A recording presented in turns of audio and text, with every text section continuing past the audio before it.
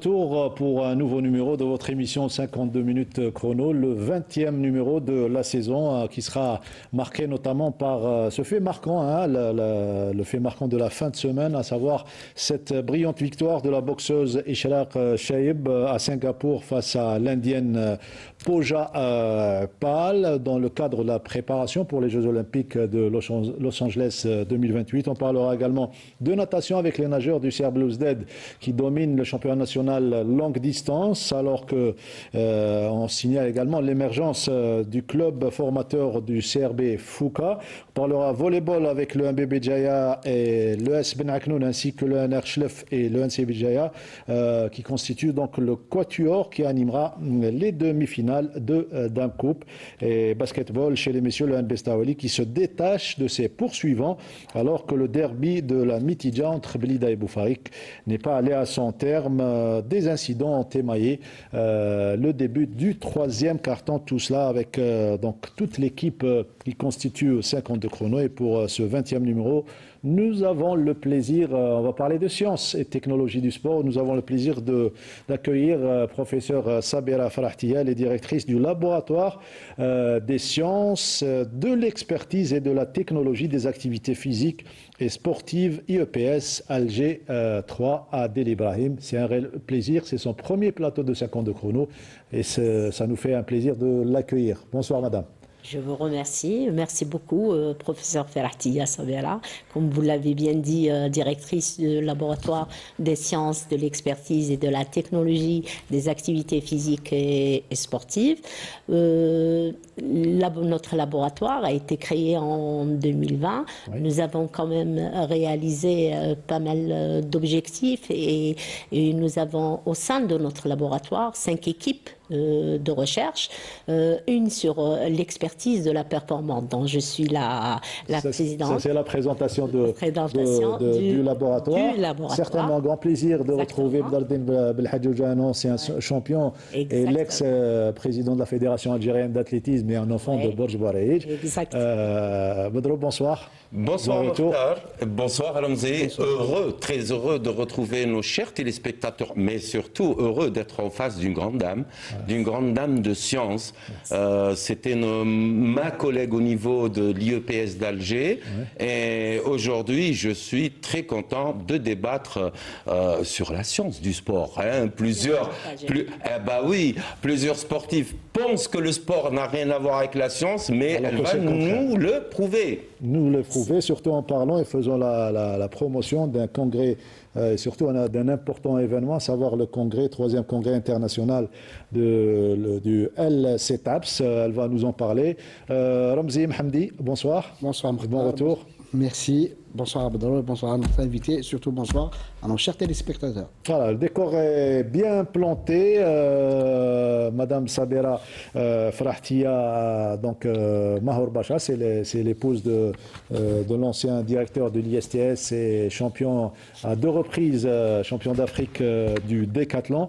Alors Madame Farahtia Mahour Bacha, d'autres détails, de plus amples détails concernant ce laboratoire que vous avez créé? Exactement. Déjà, je vous remercie déjà pour votre invitation et faire la promotion de notre laboratoire et de l'organisation de notre 3e congrès international qui va se dérouler au niveau de l'IEPS, l'Université Alger 3. Alors, ce congrès international a pour objectif de réunir des chercheurs, des professionnels du sport, des athlètes, des décideurs dans le domaine de l'optimisation de la performance et des avancées scientifiques, technologies et surtout l'impact de l'intelligence artificielle dans le domaine du sport. Donc ce congrès va être un espace d'échange entre nos experts nationaux et les experts internationaux, surtout que ce congrès international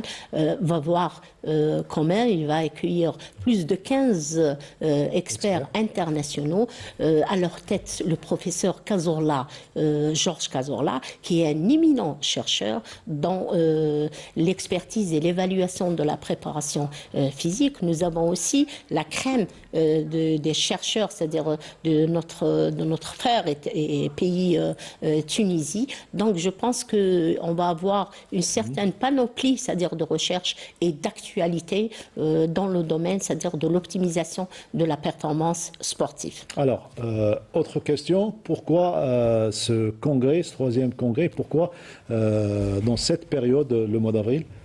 Alors, le congrès a été programmé déjà en mois d'avril parce qu'il faut déjà, nous avons organisé déjà un congrès en 2023 et selon le programme et la thématique de laboratoire de recherche et aussi la disponibilité aussi des chercheurs experts, c'est-à-dire dans le domaine de l'entraînement sportif. Parce que notre but, c'est plus pour actualiser les données, mais aussi donner on va avoir un aperçu de recyclage pour non seulement les étudiants, les enseignants, mais aussi aux professionnels du sport, pour voir où se situe, c'est-à-dire maintenant sur toutes les questions posées, c'est-à-dire sur la performance dans le sport et surtout où le sport algérien, quelle est sa place dans le domaine, que ce soit le domaine scientifique ou bien au plan de performance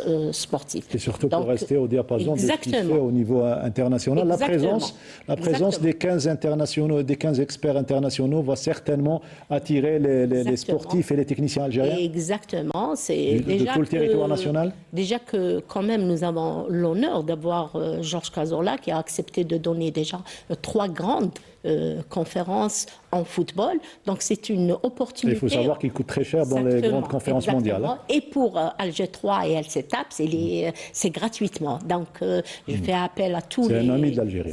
Voilà, c'est un ami d'Algérie. Donc je fais appel à tous les spécialistes, surtout en football, de venir en force, c'est-à-dire pour il faut rappeler les dates, donc vendredi et samedi. Le 19 et le 20 avril 2025 à 9h30. À Dalibra. Voilà. Donc je pense que nous remercions aussi le ministre de l'Enseignement supérieur, professeur Badari Kamel, qui nous a donné déjà l'accord pour organiser de telles manifestations, aussi pour notre recteur d'avoir aussi accepté que l'accueil aussi de différents experts internationaux au sein de l'université et aussi sans oublier notre directeur aussi parce que ce congrès il est en collaboration avec l'Institut d'éducation physique et sportive à leur tête le professeur Yousfi. Alors, vous restez avec nous, vous connaissez le principe de 52 chrono, c'est de parler de l'actualité. Tout à l'heure, on va parler des importants axes, ils sont au nombre de 6, donc les axes qui vont parler de cette thématique. Madame Diem El-Hadjouja, vous êtes un enfant de cet institut, vous également. Quel impact de ce genre d'événements, à savoir les congrès, sur l'actualité, surtout sur le sport algérien? Bon, d'abord, je dirais bravo à l'initiative. C'est une très très belle initiative et il faut multiplier ce genre de rencontres, ce genre de congrès. Pourquoi? On ne peut pas faire avancer notre sport et nos performances et les performances de nos athlètes sans qu'il y ait justement ce genre d'initiative, ces congrès, ce qui se passe à l'étranger, ce qui se passe au plus haut niveau, hein, sur le plan technologie sportive, sur le plan amélioration des techniques de développement, des infrastructures, sur le plan... Il y a pas mal si vous voulez, de thèmes qui contribuent à l'évolution du sport. Il faudrait que nos chers téléspectateurs comprennent une fois pour toutes que le sport est scientifique. Ouais. Il faut le dire, et c'est à travers ces belles initiatives qu'on peut le prouver, mais il y a suite. Après, peut-être qu'on en discutera plus tard. Ramzi Mohamdi, le journaliste,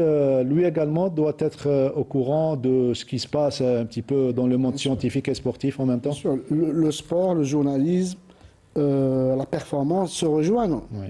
Parce qu'il faut connaître le sport, connaître quelles sont les performances qu'on peut faire pour un athlète, qu'il soit footballeur, basketteur, tous les statisticiens, tous les entraîneurs doivent assister à ces workshops.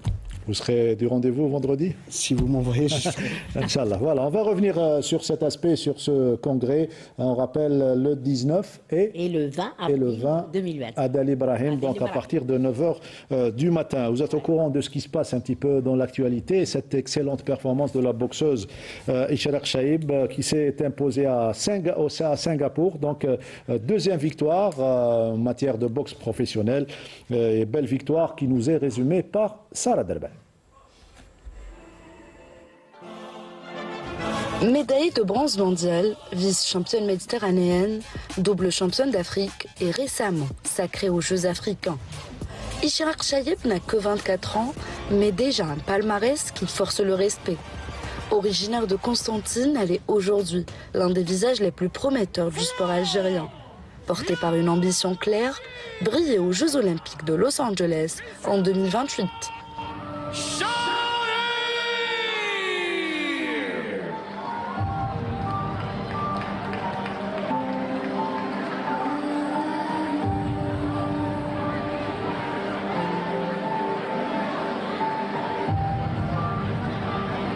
Révélée sur la scène internationale en 2022 lors des mondiaux amateurs à Istanbul, où elle est devenue la première Algérienne à décrocher une médaille mondiale.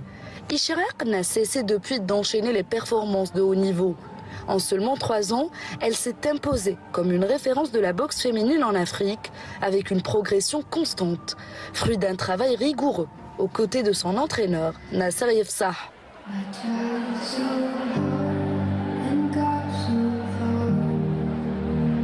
C'est dans cette dynamique ascendante qu'elle a livré, jeudi soir à Singapour, un combat de très haut niveau face à l'expérimentée Pooja Pal, boxeuse indienne au riche parcours international.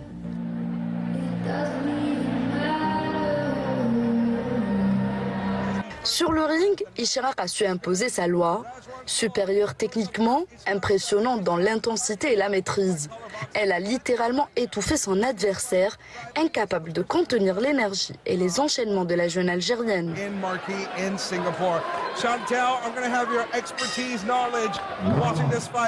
All right, well, right now they look really fierce, so it's going to be a really good fight. Round 1 in the blue trunks, Ishraq Chaïb in the black.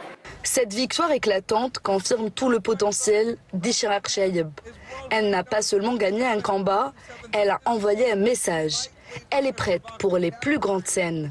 Mûre tactiquement, plus confiante que jamais, elle trace sa route vers le très haut niveau mondial.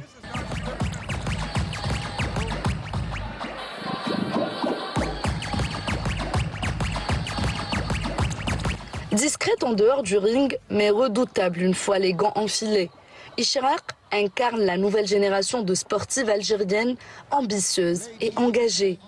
Son regard est déjà tourné vers Los Angeles et à en croire sa trajectoire, elle n'est pas simplement en route vers les Jeux Olympiques, elle y va pour gagner. Red corner, Ishraq Chaïb.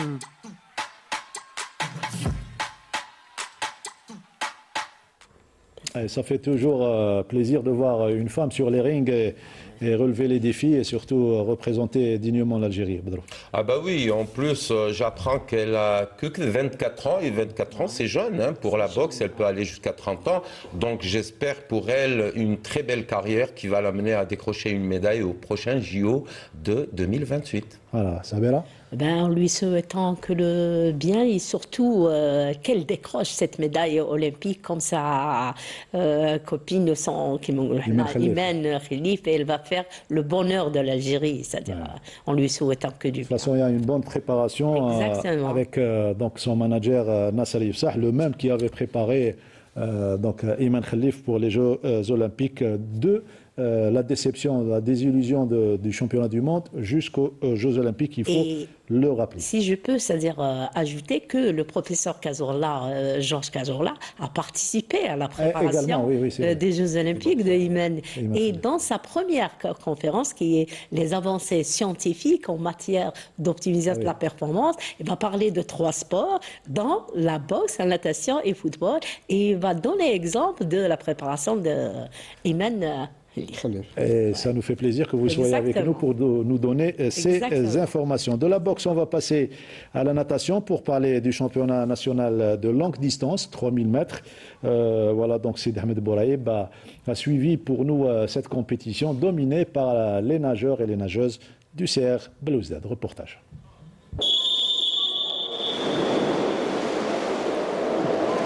De 100 nageurs et nageuses ont pris part à l'événement. Le 3000 mètres indoor étant l'une des épreuves les plus compliquées. Les nageurs ont jeté toute leur force dans la bataille. Spécialiste des longues distances, Ramzi Chouchar du CR Belouizdad s'est imposé chez les garçons en 33 minutes et 35 secondes. Sa coéquipière Inès Hadji Ouidiri remporte l'épreuve féminine en 39 minutes et 23 secondes, alors que Mélissa Rouibi du CR Fouca a dominé chez les juniors en 38 minutes et 11 secondes.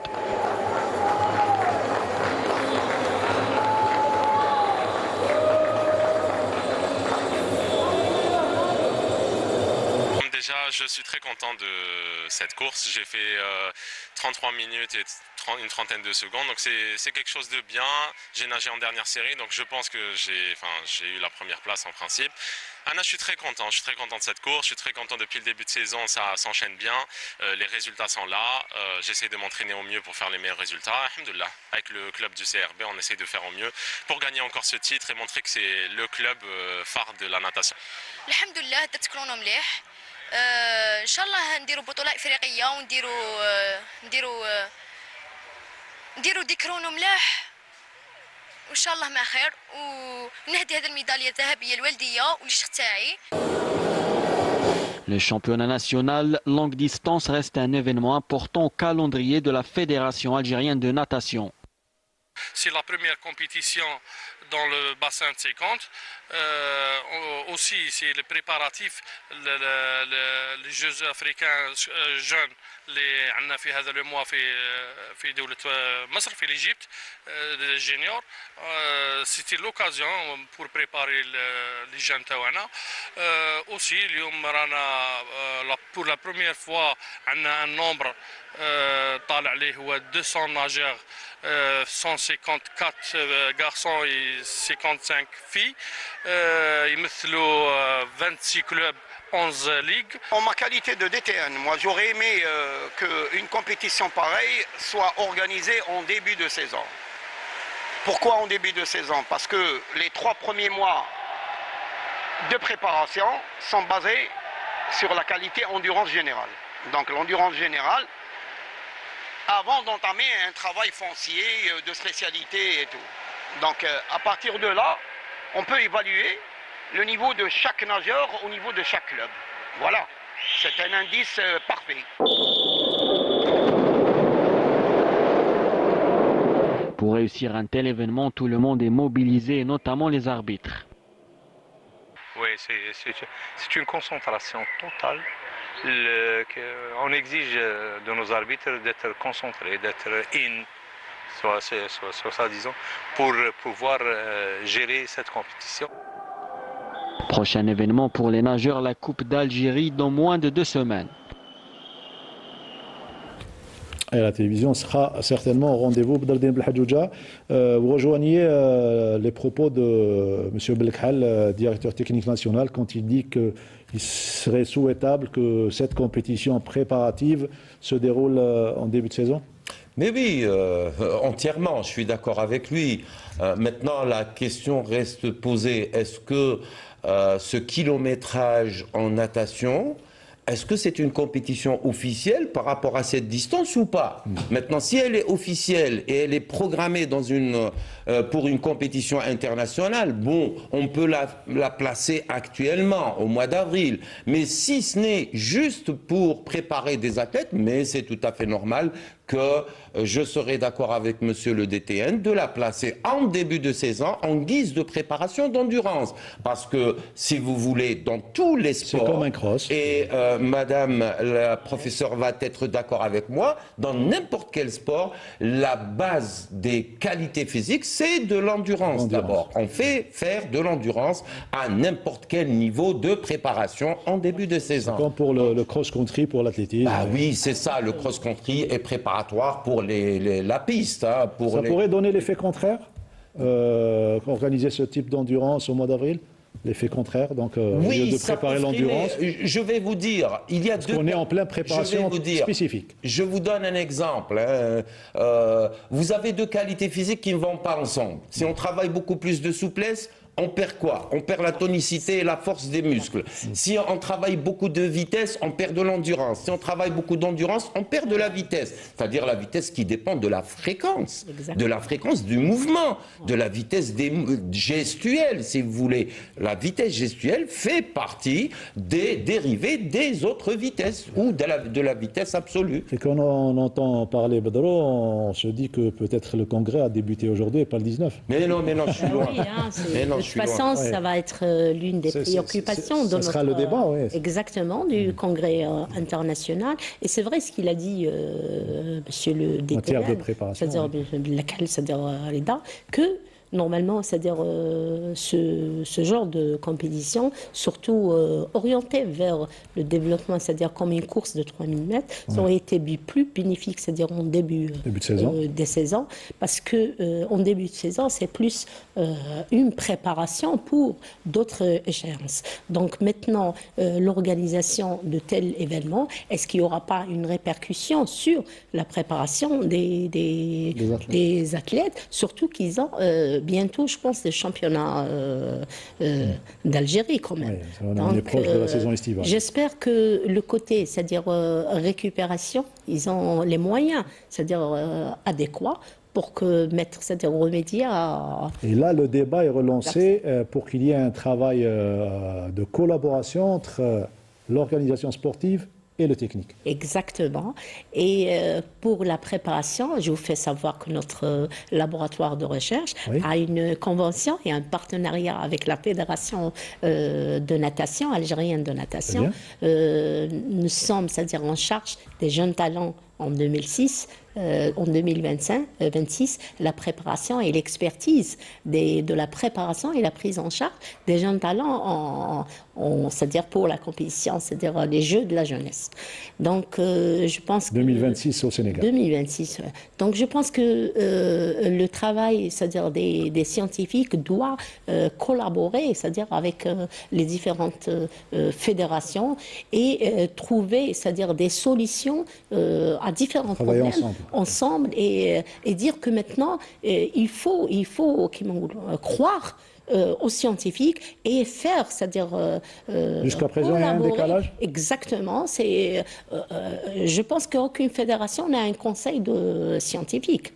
Et ça, c'est pas mal. Donc, et ça, c'est malheureux parce que au niveau de l'Algérie, quand même, nous avons des experts, nous avons des compétences, nous avons des cadres, nous avons des compétences, et je pense qu'on peut répondre à la stratégie de développement du sport en Algérie. Il faut juste croire en ces experts nationaux et leur donner la possibilité de faire leurs preuves. Et la science est là pour accompagner la réalité du terrain. Exactement. Mais oui, pour répondre à certaines problématiques qui se posent pendant l'entraînement, pendant une préparation des Jeux Olympiques, une préparation de 4 ans. Écoutez, on l'a dit, je crois, dans votre émission une fois, il n'y a pas de passerelle entre l'université et la pratique sportive, c'est-à-dire les services, c'est-à-dire les fédérations, les ligues, les clubs, etc. Il doit y avoir des passerelles pour qu'on puisse avancer. Obligatoire. Je donne un exemple. On va programmer un congrès international. Par le biais de nos professeurs, nos chers professeurs. Et ils vont débattre pendant 2 jours, des questions vont être posées, mais vers la fin, il faudrait qu'il y ait des directives et des propositions. Pour qui? Les propositions s'ils ne vont pas vers les fédérations. Donc aujourd'hui, l'urgence, et je pense que ça devrait, à mon avis, se discuter au niveau du ministère et imposer cela, des passerelles entre l'université, la recherche scientifique, les fédérations, obligatoirement, pour pouvoir avancer mieux et avancer comme les grandes nations. Et grâce à de pareils congrès, qu'on arrive à atteindre cet objectif. Les deux principaux axes, les deux premiers axes du congrès. Les deux principaux axes du congrès international LCTAPS. Donc le premier axe, c'est les avancées scientifiques en matière de performance sportive. Le deuxième, c'est les technologies émergentes et l'outil de suivi des athlètes, que ce soit de haut niveau ou bien des jeunes talents. Et les deux sont liés. Les deux sont liés. Et aussi, le plus important, c'est que quelles sont ces technologies qui sont au service de la performance sportive et est-ce que nous, que ce soit nos entraîneurs, est-ce qu'ils sont au courant qu'il existe quand même des technologies qui aident à la préparation des athlètes et aussi quelles sont ces avancées qui font qui travaillent plus pour la performance et je pense qu'il faut aller dans ce sens, c'est-à-dire actualiser quand même les données de nos entraîneurs. C'est ce que vous allez développer. Il faut quand même les dernières recherches scientifiques en matière de physiologie, en matière de méthodologie d'entraînement, en matière de biomécanique, en matière des données, d'analyse de données informatiques et comment les utiliser ces données et leur impact, c'est-à-dire sur la performance sportive. Et c'est ce que vous allez développer durant ce congrès, les deux premiers axes, puisqu'ils sont tous principaux. On va y revenir tout à l'heure pour les autres. Le temps de faire un petit détour du côté du volleyball, cette discipline où les clubs de Béjaïa se sont appropriés pratiquement le championnat et la coupe sur les 10 qualifiés pour les quarts de finale. On retrouve 5 clubs. Vous avez l'habitude de couvrir le volleyball. Et là également, le Béjaïa, c'est pratiquement un pôle de développement pour cette discipline. La seule équipe que je pense qui a échappé aux statistiques, c'est Chlef. Chlef, c'est un pôle également de développement, mais pas autant que Béjaïa. Les garçons et les filles. Mais Béjaïa travaille depuis longtemps. Mais le problème, quand on l'a déjà abordé avec Badaro, une équipe s'accapare, s'offre les services de plusieurs jeunes joueuses et les autres. Il y a beaucoup de clubs, il n'y a pas que ces clubs à Béjaïa. Donc, ils dressent à la traîne, comme on l'a vu avec Arbour. Problème de moyens surtout. Allez, on va revenir sur une affiche qui s'est jouée à Ben Aknoun, au centre féminin de Ben Aknoun, entre l'OS Tichy et le NR Chlef. La victoire des Chérifiennes nous est résumée par Maïssa Lebouala.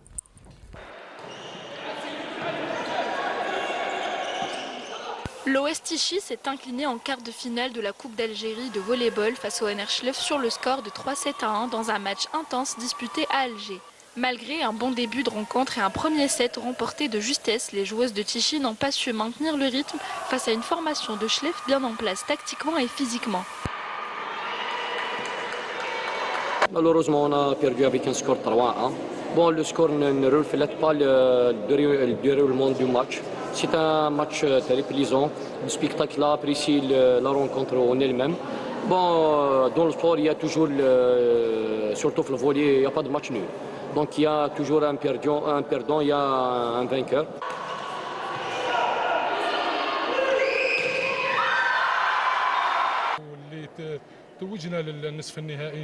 Nous sommes qualifiés pour les demi-finales et nous en sommes très heureux. L'équipe s'est très bien préparée pour ce match. C'était un adversaire que nous n'avions pas encore affronté cette saison car nous étions dans deux groupes différents. Malgré la perte du premier set, les filles ont su réagir et revenir dans le match. Elles se sont ressaisies et ont appliqué mes consignes. اللاعبات داركم في الشوط الثاني والثالث والرابع وين تبعوا النصائح اللي عطيتها لهم. Porté par un collectif soudé et une excellente performance en réception et en attaque, le NR Chlef a progressivement pris l'ascendant sur la rencontre. Les Chilifiennes ont su imposer leur rythme dès le deuxième set, enchaînant les points et remportant ce deuxième set avec un écart de 7 points. Par la suite, portées par leur élan, les joueuses de Chlef prennent l'avantage et remportent la troisième manche 25-21. Pour le dernier set, le NR Chlef conclut la rencontre en beauté avec un large succès. Une victoire logique qui leur permet d'accéder aux demi-finales de la compétition, confirmant leur statut de prétendante sérieuse au titre. Belle victoire des Chérifiennes, 3-7-1. Les autres résultats, le MB Béjaïa a pris le dessus sur Seddouk Volleyball 3-7-0. Victoire de l'AS Ben Aknoun, l'autre club qui n'est pas de la région de Béjaïa, qui s'impose devant Le Wydad de Béjaïa 3-7-0. L'OS Tichy, on vient de le voir, a été battu par Chlef 3-7-1. Et le NC Béjaïa qui s'impose devant le NR Saïdal 3-7-0. Voilà, donc les qualifiés pour le prochain tour, à savoir les demi-finales. On revient à Madame Farahtia Sabera, professeure Sabera Farahtia, qui est la directrice du laboratoire des sciences de l'expertise et de la technologie des activités physiques et sportives IEPS Alger. Le titre est long, d'où l'importance de cette structure et surtout du laboratoire qui organise un congrès. Ça sera le 19 et le 20, donc ce week-end à partir de 9h. Donc ça sera à l'université de Del Ibrahim. L'intitulé l'optimisation de la performance sportive, sciences, technologie, intelligence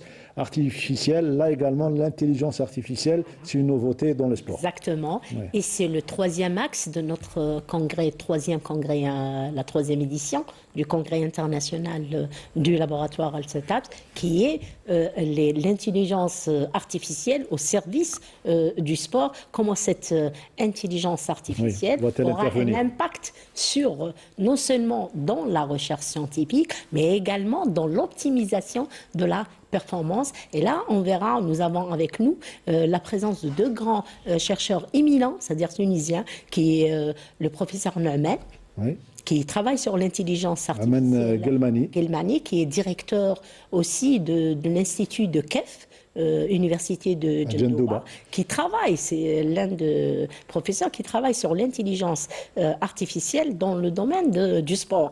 Et aussi, nous avons aussi une crème avec nous, un jeune chercheur éminent qui est Ismail Derga, qui va animer le workshop international doctorat sur l'intelligence artificielle et son influence sur la recherche scientifique, là destinée aux chercheurs, c'est-à-dire non seulement enseignants et aussi à nos doctorants. Ça, c'est pour le troisième. C'est une avancée spectaculaire, l'intelligence, l'intervention de l'intelligence artificielle. Les dernières recherches, maintenant... Ça va nous faire avancer en matière de préparation d'athlètes et préparation des performances. Exactement. Donc, l'intelligence et aussi l'utilisation des données, que ce soit dans l'apprentissage ou bien dans les stratégies de planification tactique ou bien dans la prévention aussi des blessures. Donc l'intelligence artificielle, elle est là pour donner par exemple des renseignements sur les sportifs, sur les points faibles par exemple de l'adversaire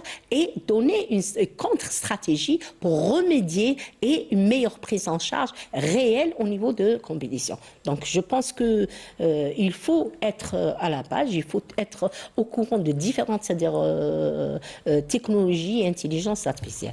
Pour l'axe, le quatrième, ce n'est autre que l'axe formation à l'ère numérique. Donc formation à l'ère numérique, que ce soit... Exactement, c'est l'autre... Pour l'intelligence artificielle, il faut former les... Exactement, donc c'est la formation non seulement au niveau de l'enseignement supérieur, c'est-à-dire la formation des jeunes cadres, mais également à l'ère numérique, même nos fédérations, il faut une formation et l'utilisation de la numérisation au niveau, c'est-à-dire des différentes structures et infrastructures nationales. Juste une question. Est-ce que les fédérations, les présidents de clubs ont conscience de ce que peut apporter l'intelligence artificielle, entre autres, pour le sport? Je vais être honnête. Je vais être honnête. Oui. On va dire au niveau international, eux, c'est-à-dire ça ne pose pas de problème. Voilà. Donc pour nous, d'ailleurs, on est là pour faire, c'est-à-dire savoir, c'est-à-dire à tous les, que ce soit éveiller conscience et de l'importance de cette technologie, de cette intelligence artificielle. Donc je vous fais savoir qu'il existe déjà une grande école. Cette année, c'est le début, c'est une grande école à Sidi Abdallah d'intelligence artificielle. D'ailleurs, nous les invitons déjà à assister et donner comment cette intelligence artificielle elle est en Algérie. Donc pour nous, c'est une nouveauté. Pour la mettre en œuvre pour la mettre chez les clubs, il faut déjà une formation. Il faut une formation. Et je pense que les laboratoires sont là pour participer à cette formation, que ce soit une formation à l'ère numérique ou bien une formation pour l'utilisation de cette intelligence artificielle, parce qu'il y a un autre aspect aussi qu'il faut parler, c'est l'éthique aussi d'utilisation aussi des données. Des limites. Ils sont protégés. Et quelles sont ses implications, c'est-à-dire l'utilisation, ses implications, que ce soit sociétal ou bien juridique, et pour la protection des données, c'est-à-dire des sportifs, et comment utiliser ces données, c'est-à-dire On va donc découvrir sur tous ces 4 axes. On va prendre connaissance des deux restants, donc le 5e et le 6e, après avoir refait un tour dans l'actualité sportive, et on va passer du volleyball, on passe au basketball avec un match au sommet, un derby algérois comptant pour la 21e journée que vous avez couvert, Ramzi Mohamdi, entre l'USM Alger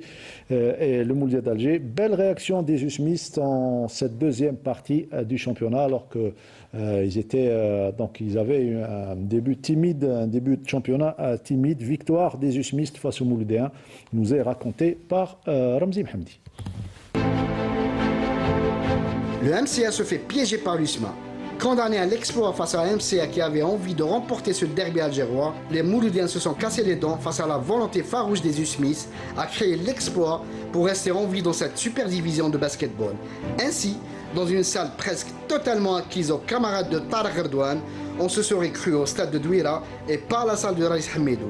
Les USMistes avaient débuté cette rencontre avec la ferme volonté de mettre leur main sur le ballon et où Bougria avait mis sur orbite l'équipe en ouvrant le score, mais à l'expérience, c'est le Moulia qui grappillera les points, sans paniquer d'ailleurs, arrivera à chaque fois à recoller au score et termine ce premier quart-temps sur un score de parité 21 partout.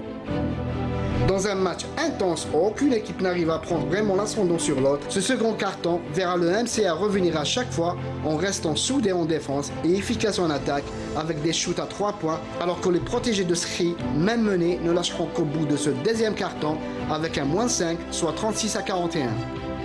Ce mano à mano se poursuivra dans ce troisième carton où on a vu une démonstration des Mouloudiens en début de carton avec un +8, soit 43 à 51, avant de voir cet avantage fondre comme neige. Et verront l'USMA revenir au courage et ne céder que par un tout petit point, soit 52 à 51. Au quatrième et dernier carton, les protégés de Reda Heshemi coulent littéralement et voient les USMistes prendre le large avec 10 points d'écart, soit 62 à 51, avant que le match ne s'emballe où les camarades de Bouglia Moussa ne ramènent cet écart à seulement 3 points, 69 à 66, mais céderont en fin de compte 71 à 68. Une défaite sans incidence comptable pour les Mouliens, déjà qualifiés pour les playoffs, mais une victoire vitale pour les USMistes qui leur permet d'encore espérer d'éviter les playdowns. On n'a pas joué collectivement, on a essayé de jouer individuellement. On a forcé les attaques, donc on a eu beaucoup de pertes de balles, ce qui a permis à l'USMA de marquer des paniers faciles. Et ils nous ont un peu pressés, ils nous ont obligés à jouer loin du panier. Donc, Inch'Allah, on a une semaine pour corriger. Non, on est qualifié pour les playoffs. Donc, on a joué sans pression. On voulait gagner ce match. On ne l'a pas fait, mais allez, on va se ressaisir, Inch'Allah, les prochaines journées. Sur le public, très présent ici. C'est vrai, à chaque match, on joue avec notre public. Donc, on les remercie pour leur soutien. On méritait de gagner aujourd'hui, il faut être sincère. Vu les efforts qu'on a fournis pendant toute la semaine pour préparer ce match, je pense que les joueurs, ils ont appliqué les consignes qu'on leur a données, surtout sur le plan défensif. Moi, je leur ai dit, si on veut gagner le match, il faut qu'on le gagne en défense. C'est ce qui s'est passé. On a été fort en défense. C'est ce qui nous a permis, même avoir été dominé, on est revenu dans le match avec une très bonne défense. Et les joueurs voulaient cette victoire. Comme nous aussi, on veut cette victoire. Parce que cette victoire, elle va nous permettre de garder nos chances pour être parmi les 8 pour jouer le play-off. Oui, je suis optimiste, sincèrement. Tant qu'on travaille sérieusement avec la volonté de tout le monde, je pense qu'on est optimiste pour se qualifier. On va rattraper ce qu'on a perdu. Pour une fois, j'ai vu les deux galeries, ils étaient corrects. Ils ont applaudi les actions, que ce soit action Mouloudia ou action l'USMA. Je pense que même les supporters, ils étaient fair-play aussi. Non, sincèrement, dans le sport, on doit apprendre une chose. Il y a un vainqueur et un vaincu. Ce n'est que du sport, finalement. Donc, il y aura une équipe qui va gagner, une équipe qui va perdre. Donc, il faut qu'on soit fair-play.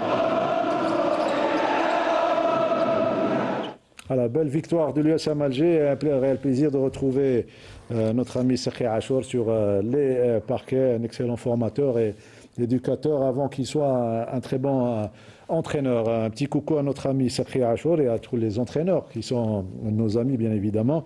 Les résultats complets de cette 21e journée, Ruiba Club Basketball qui s'incline à domicile devant le CS Tlemcen 55-61. Le CR Benissaf a battu largement l'Olympique Batna Lanterne Rouge 68-43. L'OS Borj Bouaïch qui s'incline devant Trad Dalaria à domicile 71-78. L'USM Alger qui bat, comme vous venez de le voir, le Mouloudia d'Alger dans le derby algérois 71-68. Victoire de 71 points à 49 du CS Guet Constantine face au voisin Oulad Choubel. Et le NOS du Sindé qui a été battu largement, ça c'est une surprise également. Je parle du score, hein, mais c'est battu par le leader Stawali 80-58. Et surtout que depuis la suspension de Faïd Bilal, l'entraîneur du NOS du Sindé, eh bien, le NOS du Sindé a perdu un petit peu ses repères et preuve en est cette défaite à domicile devant le NB Stawali. Toutes les rencontres se sont bien déroulées, à l'exception du derby de la Mitija, Ramzi Mhamdi, Blida et Boufari. On s'attendait à du spectacle, mais il n'y a pas eu de spectacle entre deux villes voisines. C'est-à-dire Boufari et Blida, normalement, c'est une tradition de basket. C'est une fête du basket. C'est une fête du basket. Mais on a assisté à tout le contraire. On va voir les images de ce match entre cette affiche qui constituait donc l'affiche de cette journée entre les deux voisins, USM Blida, Wydad de Boufarik. Donc les deux rencontres, il faut rappeler les scores du premier carton. Blida qui a été battu au premier carton 23-15 par les Boufarikois, avant qu'elle ne réagisse et inscrire 27 points au deuxième carton, alors que Boufarik n'a inscrit que 13 points. Donc score à la mi-temps 43-36 en faveur de l'USM Blida qui a réagi. Et au retour des vestiaires, au troisième carton, il y a eu ces images désolantes dans le basketball algérien. Et bien, même notre équipe qui s'est déplacée a eu du mal à sortir indemne de la salle. Il a fallu que le caméraman saute des gradins pour sauver sa peau. C'est des images désolantes qu'on voit encore une fois.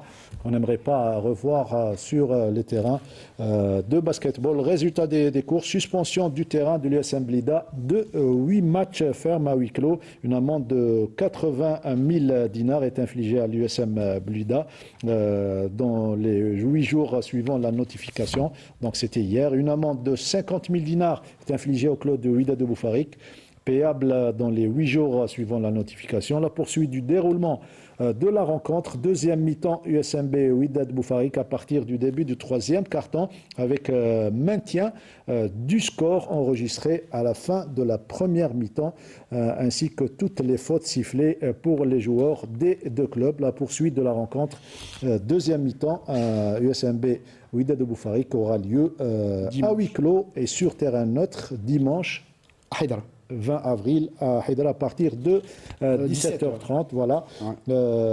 Pour le moment, il y a cette commission des compétitions qui fait du très bon travail et veille au grain concernant la discipline, et il faut le faire. Et il faut sévir plus que ça, parce que quand j'entends infliger une amende de 80 000 et 50 000, c'est peu. Moi, je dirais que c'est peu, pour être honnête.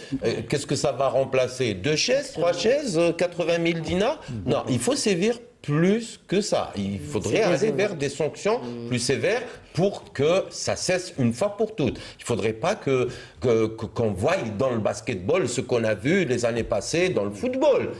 C'est autre chose. C'est une famille. Le basketball est une famille comme les autres disciplines. Même le football est une famille. Je ne suis pas en train de dire que le football... Il faudrait que cette image disparaisse à jamais dans nos stades, que ce soit dans le football ou dans une autre discipline. Et c'est en ayant une commission de discipline solide... Plus sévère. Il faut sévir. Il faut sévir. C'est l'avis de notre consultant. Mokhtar. On va être clair. Il ne faut pas que cette réputation colle à une région, à deux clubs, où va dire que c'est oui, mais à chaque fois... Ça s'est produit dans différentes régions. Mais le huis clos, est-ce qu'il va servir à quelque chose? Et qui est sanctionné dans ce cas-là? C'est les deux clubs, c'est les athlètes. Donc, la performance, oui. Si Boufalik va jouer contre une autre équipe à huis clos, je ne pense pas qu'il y aura beaucoup de pression sur l'autre équipe. Ouais. C'est ça. Ouais. Alors, on ne va pas oublier les dames, bien évidemment. Coupe d'Algérie, donc les quarts de finale, bien évidemment, les quarts de finale. Et nous avons suivi un match, ou plutôt c'est notre ami Walid Ghalaibia qui a couvert le match, le derby algérois entre la jeunesse féminine de Kouba face à l'USM Alger. Victoire sur le fil des USMistes 64 à 63, c'est le score de cette rencontre, très équilibrée, donc belle victoire et surtout qualification au prochain tour. Il faut rappeler que le Mouldia d'Alger a nettement dominé Borj Bahreïj, donc 52 à 37, alors qu'il faut signaler la large victoire, un score à la NBA, 101 points à 32, considère face à Sétif. Sétif, il y a deux équipes sétifiennes, il y a le MT Sétif, excellente équipe qui a été battue par le Mouloudia d'Alger. Donc ça c'était en huitième de finale, ou plutôt en quart de finale. Sétif, on ne la retrouve pas. Et donc qualification de l'USM Alger aux dépens de la JF Kouba. On va écouter les deux entraîneurs au micro de Walid Ghalaibia. J'ai attendu que c'est un match va être difficile parce que c'est un club qu'on n'a pas joué avec cette équipe pendant 2 années. Mais l'essentiel qu'on a gagné, 1 point, c'est le plus important. Alors il y avait certains joueurs qui avaient une expérience. On a pu gérer le match dès le début jusqu'à la fin. D'abord, je remercie les filles qui ont fait un très grand match aujourd'hui. On a joué contre l'USMA. L'USMA, c'est une équipe, c'est une grande équipe basket féminin. Alors, nos filles, elles étaient out au premier carton, au deuxième carton. Au fur et à mesure, on a commencé à prendre confiance au troisième carton. On a tout fait, mais malheureusement, le match a joué quelques détails. De toute façon, je remercie l'équipe adverse, des félicitations, et mon équipe adverse. Voilà, très sportif, l'entraîneur de la JF Kouba, M. Sennor. Avant lui, c'était le grand formateur, donc Karim Fadli, qui était à Ruiba et pas mal de clubs. Même Sennor a entraîné l'équipe de Ruiba. Voilà, pour le basketball, on revient à notre invité, Madame professeure Sabira Farahtia Mahour Bacha. C'est le nom complet, nom de jeune fille et nom marital, bien évidemment. Les deux vont ensemble, les deux ont vécu une agréable aventure sportive depuis des années, depuis les années 70. Exactement. J'étais championne en handball, lui également en athlétisme. Et Dieu a fait que vous faites le parcours, le même parcours en sport. Il est membre également du laboratoire. Également. Les chefs d'équipe de recherche intitulé Détection et sélection des jeunes talents. Donc je pense qu'il est dans le domaine, et non seulement dans le domaine sportif, mais aussi dans le domaine de la recherche. Voilà. Les deux axes qui restent. Donc avant de terminer avec les deux axes de recherche, j'aimerais bien saluer le travail et l'effort de notre ministre de l'Enseignement supérieur et de la Recherche scientifique, qui met l'accent sur la nécessité de valoriser la recherche scientifique pour irriguer, c'est-à-dire l'université en locomotive, c'est-à-dire de l'économie nationale. Aussi le travail de coopération. Hier, ils ont signé un accord de coopération et de partenariat avec nos amis tunisiens. Et au niveau du congrès, je pense que nous avons 15 quand même chercheurs, d'éminents chercheurs de la Tunisie qui seront présents au niveau de Nantes. Alors le cinquième axe, il m'a devancé, c'est-à-dire avant, c'est l'éthique et l'intégrité dans l'optimisation de la performance sportive. Ça va être un débat sur les questions d'éthique liées à l'utilisation non seulement des technologies, l'utilisation des données, c'est-à-dire des sportifs, mais en même temps l'utilisation de c'est-à-dire de l'intelligence artificielle dans le domaine du sport. Alors le dernier axe, ce n'est autre que les implications sociétales et futur du sport. Là, on va parler plus, par exemple, les avancées technologiques sur la culture sportive, l'engagement des fans, la médiatisation des événements sportifs, les opportunités économiques dans l'industrie du sport. Donc je pense qu'à travers nos 6 axes, ce sont des axes riches en information, des axes qui vont toucher la performance sportive sur tous les plans et les facteurs qui sont liés au niveau de la performance. Mais c'est pour promouvoir la sensibilisation, l'éducation, c'est-à-dire autour de la question des avancées scientifiques, technologie et intelligence artificielle pour mettre en place les défis et les opportunités de cette utilisation technologique à l'ère numérique sur non seulement au profit des athlètes de haut niveau, des amateurs, mais en même temps des jeunes talents.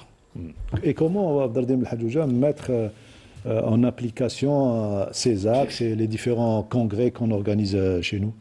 Bien justement, tout à l'heure, il avait Rogi, mon ami, il avait posé une question, mais indirecte, en disant quel est l'impact sur les fédérations. C'est ce qu'il voulait, il voulait aller vers cela. Mais il était un peu timide. Moi, je dirais que tant qu'il n'y a pas l'esprit, un état d'esprit au niveau des structures sportives, il faudrait d'abord changer.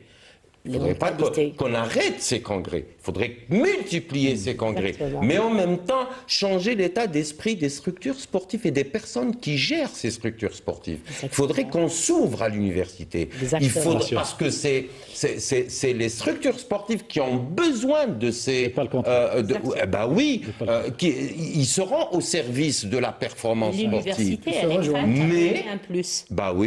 Mais il y a un rôle de la centrale, c'est-à-dire le ministère de la Jeunesse et des Sports qui doit exiger des passerelles entre la recherche scientifique et les fédérations et les ligues et consorts. Et mettre des mécanismes. Oui, et mettre les mécanismes. Il faut qu'il y ait des passerelles. Vous savez, quand il y a une recherche scientifique, quand il y a par exemple un thème de doctorat et qui est porteur, qui n'est pas... C'est-à-dire, il faut qu'il soit expérimental à ce niveau. Il ne faudrait pas qu'on revoie encore une fois des recherches scientifiques, par exemple, comparatives,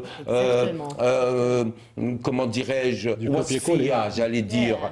Donc il faudrait que ça soit expérimental sur nos jeunes et il faudrait que quand c'est porteur, il faudrait que la fédération s'imprègne. Rappelez-vous, monsieur Mortal, quand il y avait l'ex-président de la fédération algérienne des sports scolaires invités, j'avais posé la question, où sont passées les suggestions que je vous ai donné à travers ma recherche, pas de doctorat, mais de magistère. Donc, comme j'avais fait une étude comparative entre les structures sportives algériennes et françaises, il fallait s'imprégner.